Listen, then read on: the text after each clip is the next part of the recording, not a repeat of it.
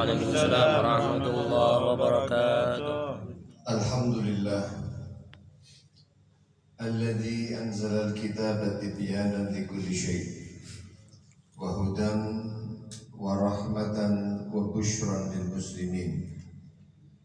Wassalatu wassalamu ala nabiyil amin ashrafil anbiya'i wal mursalin sayyidina wa maulana Muhammadin wa ala alihi wa sahbihi wa man tabi'ahum bi ihsanin ila yaumiddin.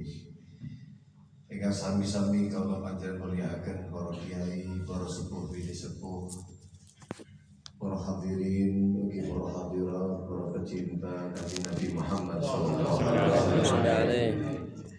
Para pecinta Al-Quran, para pecinta kebaikan-kebaikan yang mugi-mugi tansah kawula panjenengan dalu menika dipun pandang kalian pandangan rahmatipun Gusti Allah Subhanahu wa taala, sehingga setiap saat yang kita lalui dengan taat menika akan membawa sebuah nilai yang besar, yang agung, yang akan membahagiakan kawula panjenengan ketika kawula panjenengan berjumpa dengan Allah Subhanahu wa taala di dalam kematian kawula panjenengan. Amin. Panjenenganipun Bapak Haji Nur selaku saking takmir musala Al-Hidayah Nurul Huda menika, ugi panjenenganipun Bapak Haji Baroki Ustaz Mul Hadi, panjenenganipun Ustaz Umam, panjenenganipun Ustaz Umar, Bapak Hafiz, Lanjdaten, Ustaz Huda, dan para asatid, para hadirin, hadirat ingkang kawula mulyakaken. Alhamdulillah dalu menika kawula panjenengan kaparingan taufik dening Allah Subhanahu wa taala saged lelenggahan, saged sareng-sareng kawula panjenengan ndodok lawang napa pintu rahmatipun Gusti Allah Subhanahu wa taala dengan bacaan-bacaan Al-Qur'an, ugi donga-donga kawula panjenengan ingkang kawula panjenengan ingkang mugi-mugi di bulan yang penuh dengan pengabulan doa kawula panjenengan dipun kabulaken sedanten hajat-hajat Allah Subhanahu wa taala.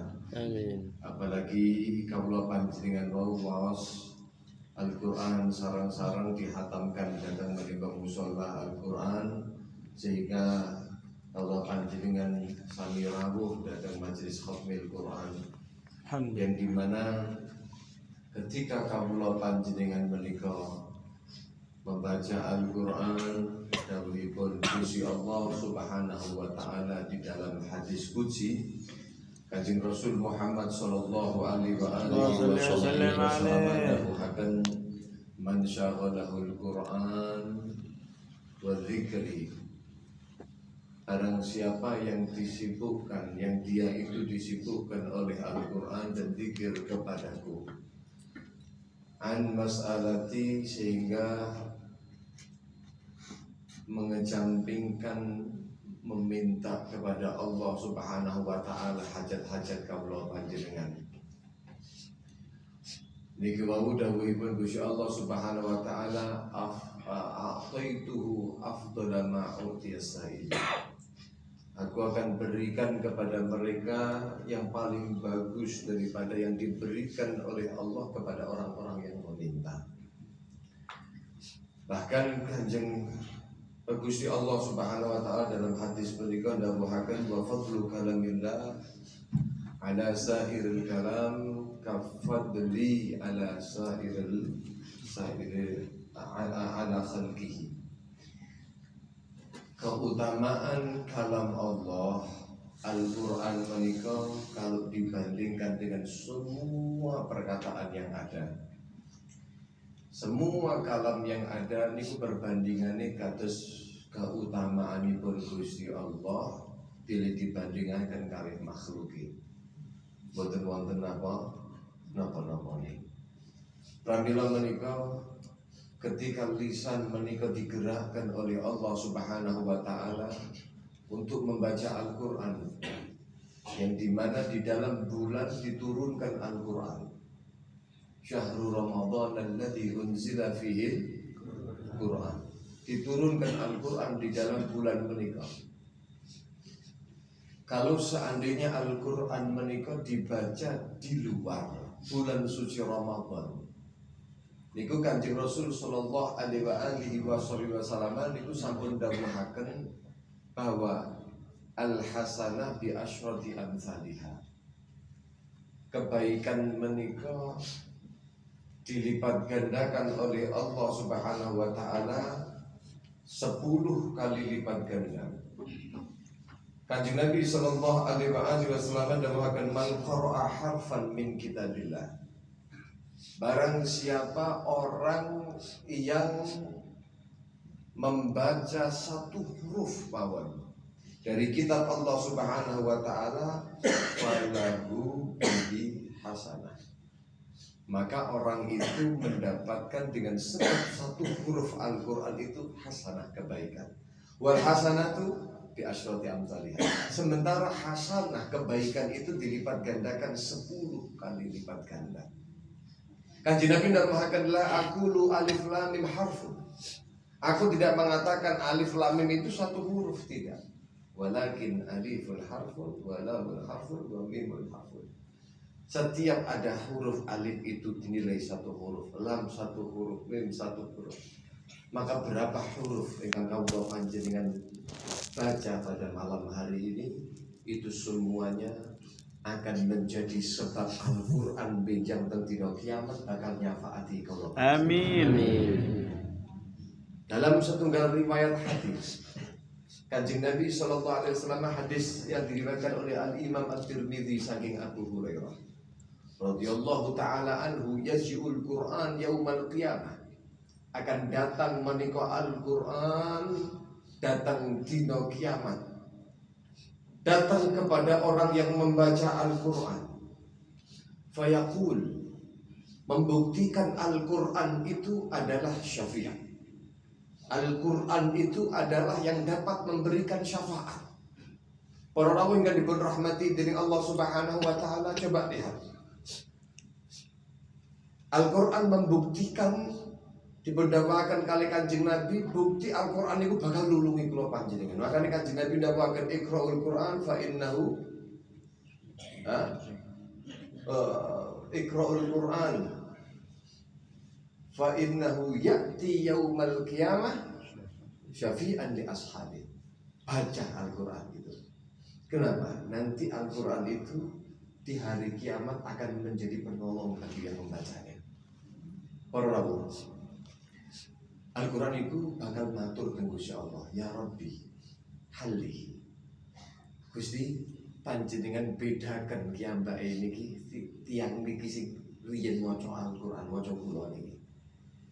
Panjenengan paringi pakaian yang berbeda dengan yang lain, diistimewakan, sehingga fayulbasu hullatal karamah.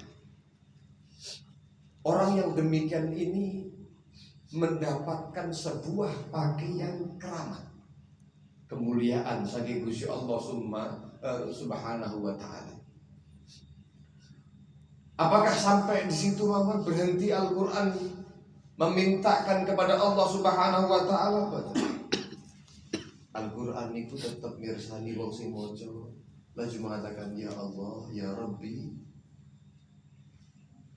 wahai Allah, zidhu, jenengan tambahi malih Gusti, kersane tambah mulya tiyang niki. Fayulbas tutajul karamah, diberikan pakaian napa mereka diberikan mahkota kekeramatan. Apakah berhenti sampai ngoten niku para? Betul. Tahu rupanya Al-Qur'an posisi benjang teng dina kiamat niku, wong sing paling bejo niku wong sing diridhoni Gusti Allah. Al-Qur'an niku matur teng Gusti Allah, ya Rabbi irdo anhu, jenengan ridhoni niki wong sing ahli Al-Qur'an teng donya niki Gusti. Faradhiyallahu anhu. Allah Subhanahu wa taala memberikan ridhonya kepada orang yang demikian ini. Sehingga para rawuh Al-Qur'an niku langsung matur teng Sahihul Qur'an. Teng wong sing ahli Al-Qur'an. Begitu sudah diberikan pakaian yang istimewa, mahkota yang istimewa, diridhoi oleh Allah Subhanahu wa taala, tentunya dimasukkan ke dalam surga. Posisinya niki terus diangkat. Amalan kawula panjenengan stuck berhenti teng dunya, tidak lagi diamalkan. Karena Al-Imam Al-Habib Ahmad bin Hasan Al-Attas niku ndawuhaken bahwa dunya niku adalah darul amal wa darul taklif. Nang dunya niku pancen panggonane amal, ya panggonane paksaan. Kawula panjenengan sebagai orang-orang mukallaf, sebagai orang-orang yang mengaku hamba-hambanipun Gusti Allah niku ada taklif minallahi subhanahu wa ta'ala untuk melakukan apa yang diperintah oleh Allah. Niku teng dunya, Pak. Mangke begitu masuk teng alam barzah, setelah alam dunya menika, alam kubur. Niku dipun sebutaken kubur niku wal barzah darul amal bila taklif. Saged ngamal tapi mboten wonten tuntutan. Makanya wong sing soleh niku para anbiya, para solihin, berapa banyak didapati mereka dalam kuburnya dalam keadaan hidup. Orang-orang para syuhada sudah ratusan tahun lamanya dikebumikan, begitu dibongkar jasadnya utuh koyok wong sing tas meninggal dunia, bahkan darahnya masih segar. Kenapa? Karena mereka tidak merasa cukup beramal di atas dunia. Walaupun sudah tidak ada tuntutan untuk beramal, mereka itu fi kuburihim yusallun. Mereka itu fi kuburihim zurzakun. Di dalam kuburnya mereka beribadah, di dalam kuburnya mereka itu dikasih rizki oleh Allah Subhanahu wa ta'ala. Mugi-mugi kalau panjenengan pun paringi rizki dipun tulung kalian Gusti Allah. Amin ya rabbal alamin. Ketika sampun ngoten para rawuh, lek sampun teng akhirat dawuhipun menika adalah darul jaza. Darul jaza. Lek teng kubur niku darul jaza wal amal bila taklif. Ada jaza, ada balasan. Nikmat kubur niku ada. Siksa kubur itu ada. Sementara teng akhirat niku darul jaza la amal wala taklif. Tidak ada amal, tidak ada taklif. Tapi ahli Al-Qur'an begitu sampai teng akhirat, bahkan di surga, Al-Qur'an itu tetap ngomong. Kalian yang membawa Al-Qur'an mengatakan, Iqra, bacalah Al-Qur'an yang kamu dulu baca di dunia. Iqra warqa, naiklah kamu derajatnya. Sekali dibaca, sekali baca satu hurufnya diunggah malih derajatnya. Wa tuzadu bi kulli harfin hasanah. Setiap satu huruf yang dibaca itu terus hasanah, hasanah, hasanah, sehingga dia menjadi orang yang memiliki magam kedudukan yang tinggi yang tentina kiamat. Allahumma Amin. Para rawuh ingkang kawula mulyakaken, pramila menika kawula panjenengan menika bejo. Bilih kawula panjenengan menika punya hubungan dengan Al-Qur'an. Bejo bilih kawula panjenengan menika punya hadzun minal Qur'an, punya bagian andil di dalam membaca Al-Qur'an, mentadabburi Al-Qur'an, mengamalkan isi Al-Qur'an. Bahkan itu dijadikan oleh Allah Subhanahu wa ta'ala sebagai bentuk ibadah yang paling utama. Kanjeng Nabi dawuhaken afdhalul ibadati ummati tilawatul Quran. Paling afdhole umatku niku adalah bacaan Al-Qur'an. Dan ini Al-Quran ini para rawuh adalah sebuah karamatun, sebuah kemuliaan. Karamatun li ummati Ahmad, li ummati Muhammad, bagi umatipun Kanjeng Nabi Muhammad SAW ala sairil umam. Ini yang tidak diberikan kepada semua umat-umat yang ada. Imam Abu Hanifah niku natos mimpi berjumpa dengan Allah, lajeng tanglet datang Gusti Allah, ya Rabb, ma afdal ma taqarraba bihil mutaqarribuna ilaik. Kira-kira amal nopo Gusti yang dapat mendekatkan seorang yang dekat denganmu itu dengan satu amalan itu yang paling berpotensi dapat mengangkat mendekatkan kepadamu. Dawuhipun Gusti Allah dalam mimpi nipun Imam Ahmad bin Hanbal. Mimpi Gusti Allah niku saged, Pak, kepada orang-orang yang diinginkan oleh Allah, tapi tidak kemudian melihat jasadnya Allah, betul. Imam Abu Hanifah itu mimpi berjumpa dengan Allah niku 100 kali. Di antaranya niki wau kisahnya. Makanya kejadian Isra dan Mi'raj, kok Nabi berjumpa dengan Allah, ada yang mengatakan itu hanya lewat mimpi. Orang ngenteng dari Nabi. Para a'imah niku kathah. Bahkan Nabi dawuhaken khairur ru'ya, paling bagusnya mimpi itu idza ra'al abdu rabbah. Ketika seorang hamba bisa melihat Allah dalam mimpinya, itu paling bagusnya. Au nabiyah, atau melihat nabinya. Au walidai, atau melihat orang tuanya, mimpi ketemu kali tiang sepai. Idza kana musliman, ketika dua-duanya orang tuanya niku dalam keadaan Islam. Gusti Allah jawab pertanyaan pun. Imam Abu Hanifah mengatakan bitilawati Imam Ahmad bin Hanbal nih, bukan Imam Abu Hanifah, Imam Ahmad bin Hanbal. Nah, walaupun Gusti Allah bitilawati kalami ya Ahmad, dengan kau membaca kalamku wahai Ahmad. Pramila tatkalipun kawula panjenengan dadi wong sing ahli Al-Qur'an, setiap harinya tidak pernah berlalu kecuali Al-Quran telah dibaca. Wong niku adalah orang yang beruntung. Bukan hanya dia itu akan disyafaati dengan Al-Quran, tapi sahibul Quran. Kanjeng Nabi Muhammad yang membawa Al-Quran. Bahkan menjadi bukti ketika kawula panjenengan niku mengaku sebagai pecinta nipun Kanjeng Nabi Muhammad, yaitu dengan Al-Quran.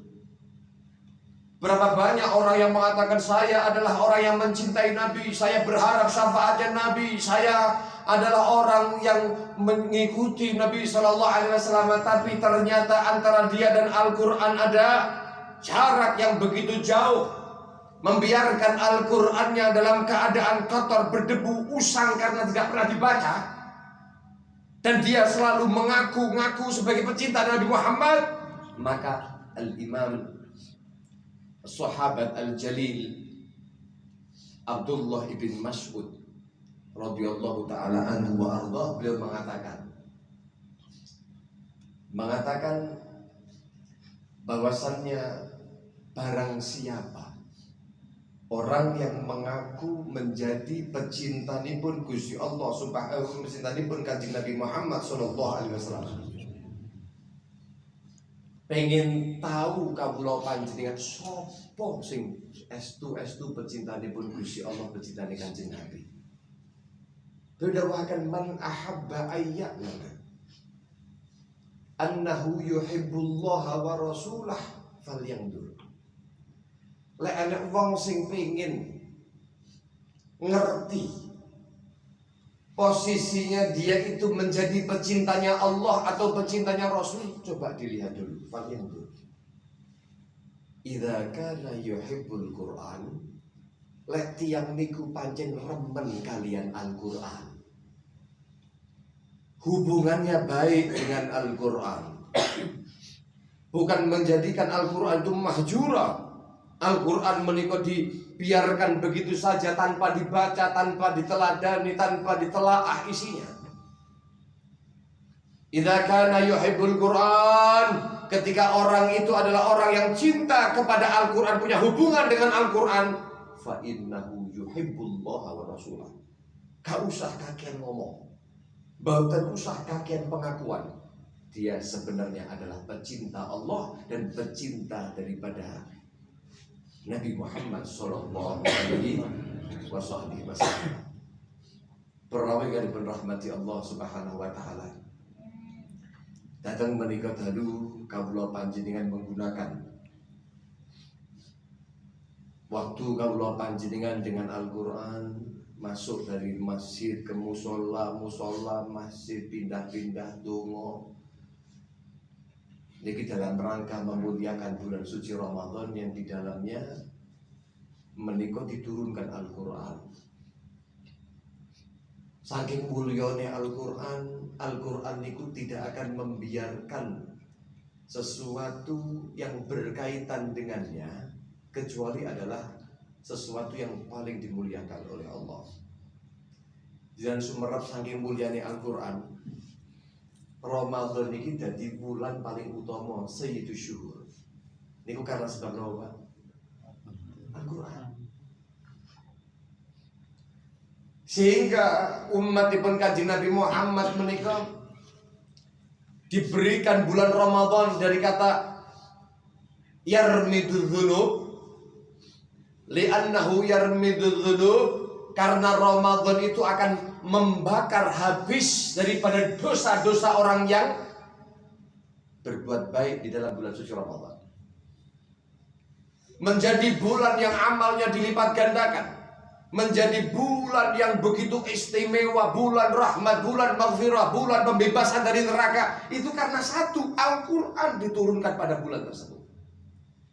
Sehingga kalau panjenengan diperintahkan untuk berpuasa, yang puasa itu pahalanya tidak sama dengan pahala-pahala yang lain. Allah Subhanahu wa taala telah mengatakan, fa innahu li wa ana ajzibi. Al-Quran adalah untukku dan aku yang akan membalasnya. Kenapa kok li Allah dawakan Al-Quran itu puasa itu li untuk Allah? Karena semua ibadah punya potensi kalau panjenengan mensekutukan Allah di dalam ibadah. Kalau panjenengan sholat saged dipun tingali. Banyak orang yang sholat, yang tampak sholatnya lalu dia berpotensi untuk bukan karena Allah tapi pengen didelok karo tanggane. Nggih napa mboten? Sedekah karena Allah jari ini, tapi berpotensi sedekahnya untuk mendapatkan balasan dari manusia. Tapi lek poso, Pak. Poso niku wong poso mboten poso padha. Mboten-mboten bentuke. Mboten-mboten rukunnya. Yang ada cuma niat. Nggih mboten?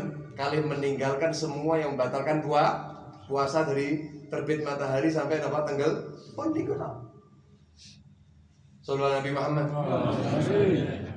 Maka para ulama yang dipunrahmati dening Allah Subhanahu wa taala, dawuhipun Gusti Allah, li niku nek wong poso niku memang untuk aku, kenapa orang lain bisa enggak tahu sama sekali. Lebih aman. Kecuali lek pancen dituduh-tuduhne. Nggih, dituduhne pun yo kene buktine nggih. Ana wong luwe niku mboten kudu poso. Yang kedua, Allah mengatakan aku yang akan membalasnya. Imam Qurtubi ini pun dawuhaken, kenapa? Karena semua amal niku sudah ditentukan oleh Allah Subhanahu wa taala maqadirus thawabiha. Ukuran ganjaran ini pun sampai ditentukan. Mulai dari pelipat gandaan Allah yudha'if min asyratin ila sab'imi'ah, mulai 10 sampai 700, sampai kepada yang diinginkan oleh Allah. Beda maneh lek masalah puasa, illa shauma fa innahu yuzil alaihi bi ghairi takdir. Allah akan akan memberikan pahala kepadanya tanpa ada batas, tanpa ada ukuran, tanpa ada kira-kira. Pun niku urusane Gusti Allah. Artinya apa? Jauh lebih besar. Itu semuanya pahala puasa diberikan karena sebab apa? Ada Al-Quran. Coba lihat. Bahkan Gusti Allah Subhanahu wa taala ketika niki Al-Quran adalah napa menika kalamullah. Kalamipun Gusti Allah Subhanahu wa taala. Al-Quran niki para rawuh Allah Subhanahu wa taala menurunkan Al-Quran lewat seorang malaikat. Malaikat itu kabeh kan makhluk-makhluk yang mulia. Terus nggih? Tapi yang paling mulia di antara mereka siapa? Inna anzalnahu fi lailatul qadr wa ma adraka ma lailatul qadr. Lailatul qadr khairum min alfi syahr. Tanazzalul malaikatu warruhu fiha. Siapa ruh itu? Warruhu fiha. Jibril. Diambillah Jibril sebagai pemimpin malaikat untuk membawa Al-Quran. Al-Quran ketika diturunkan, yang berkaitan dengan turunnya Al-Quran, ada satu malam yang menjadi malam terbaik bagi umat Nabi Muhammad. Inna anzalnahu fi lailatul qadar. Kenapa kok Lailatul Qadar niku sampai lebih utama daripada 1000 bulan? Karena diturunkan di dalam malam itu karena sebab Al-Quran, Pak. Sehingga terpengaruh kemuliaannya begitu hebat. Nabi-nabi itu mulia-mulia, tapi dipilihkan oleh Allah untuk yang menerima Al-Quran yang mulia ini. Dipilihkan paling afdolnya Nabi dan Rasul, bahkan afdolnya para makhluk secara mutlak. Kanjeng Nabi Muhammad sallallahu alaihi wasallam. Lah pramila karena sebab Al-Quran, bulan turunnya Al-Quran jadi mulia, malam turunnya Al-Quran jadi mulia, yang membawa Al-Qurannya jadi yang termulia, kemudian malaikat yang membawakan juga malaikat yang paling mulia. Maka kemuliaan itu setiap ada yang mendekatinya maka akan juga terpaut menjadi mulia, akan menjadi orang yang mulia. Makanya kalau panjenengan kok ahli Al-Quran, jogo Al-Quran ini insya Allah jadi wong-wong sing dimulyakaken Gusti Allah Subhanahu wa taala. Mugi-mugi kalau panjenengan sedaya dalam bulan suci Ramadan menika saged terus menggunakan kesempatan kalau panjang terus untuk deres-deres Al-Quran, tadabbur maknanya. Al-Quran itu gadah bagian, Pak, bagian. Bukan hanya dengan lisan membacanya ini kudu apik tartil mboten. Tapi ada hadzul lisan dengan tartil. Warattilil Qur'ana tartila. Ada hadzul akal. Bagiannya akal. Untuk apa? Tadabbur. Allah Subhanahu wa taala dawuhaken inna anzalnahu alaika mubarakun. Kita menurunkan kepadamu ini wahai Muhammad mubarak. Al-Quran itu sebagai mubarak yang diberkahi oleh Allah Subhanahu wa taala. Untuk apa? Liyadabbaru. Untuk ditadabburi.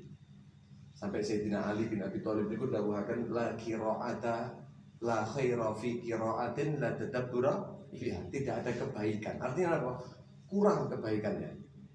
Ketika ada orang yang membaca Al-Quran tapi mboten tadabbur. Semua pramila menika sampai niki. Dan menika ketika maos Al-Quran niku tasik damel terjemah. Maka mboten paham Anda ditelok diwaca apa ki artine. Oh, walaupun secara ijmal, secara global. Untuk apa? Ini kersane niku. Kersane sakit mendapatkan bagiannya Al-Quran dengan akal kita yang diberikan oleh Allah. Sakit ngangen-ngangen. Yang ketiga ta'atsur, yaitu hadzul kalam. Bagiannya hati niku adalah dampak. Kita baca Al-Quran dampaknya nopo ten kula panjenengan. Baca Al-Quran sudah mengerti tadabbur, perintahnya dalam Al-Quran dilakukan. Larangannya dijauhi. Ini namanya ta'atsur. Ada asar bekas daripada membaca Al-Qurannya. Dengan semacam itu, Al-Quran itu akan tampak ajaib di depan kula panjenengan. Selama ini kalau panjenengan baca Al-Quran yo biasa-biasa mawon. Kadang-kadang kiai ngoten niku namung maca Fatihah, dateng air orang yang sakit sembuh. Kalau panjenengan khatam Al-Quran 30 juz 10 juz infeksi. Loh, ini masalahnya ayatnya Al-Qur'annya yang salah apa orangnya? Orangnya kan Al-Qur'annya podo sing diwaca kiai ini ya podo sing maca awakmu ya podo. Perbedaane napa? Perbedaane ulama, para aulia, para kiai menika, para wong sing saleh membaca Al-Qur'an penuh haknya. Sehingga tampak keberkahannya Al-Qur'an. Sehingga Imam Ghazali niku dawuhaken kullu haqqin idza u'tiya huquqahu dhaharat haqiqatuh.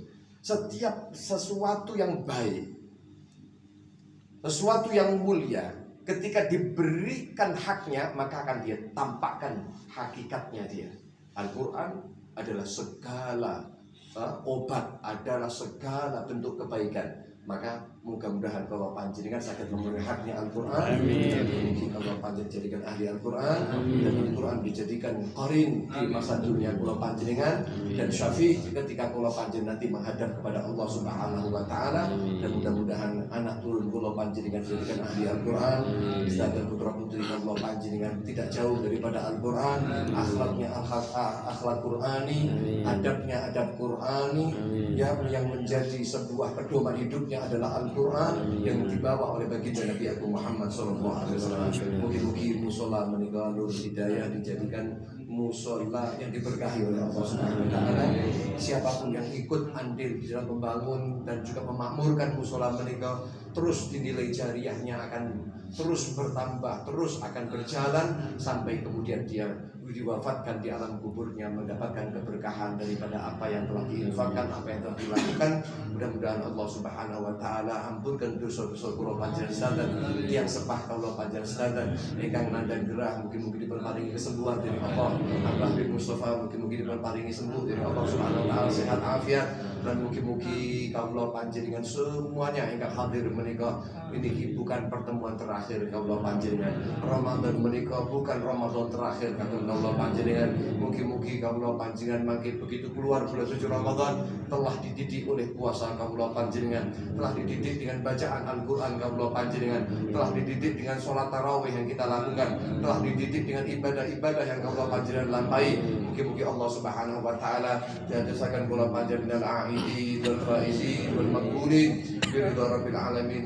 Allah Subhanahu Wa Taala mugi-mugi kawula panjenengan menika mengakhiri usia kawula panjenengan dalam keadaan dapat mengucapkan la ilaha illallah Muhammadur Rasulullah sallallahu alaihi wasallam, dipun pejahi kawula panjenengan dalam keadaan husnul khatimah, dipun hadiraken dipun rawuhaken Kanjeng Nabi Muhammad ketika di hari wafat kawula panjenengan. Mugi-mugi ketika kawula panjenengan dicabut nyawanipun dening Gusti Allah, iman kawula panjenengan yang akan menjadi pembela hujah bagi yang kebaikan kawula panjenengan. Mugi-mugi kawula panjenengan ya Allah di bulan suci Ramadan menika diberkahi semua waktunya. Amin amin ya rabbal alamin. Wa lakum samihuna la tafsir. Assalamualaikum warahmatullahi wabarakatuh. Waalaikumsalam.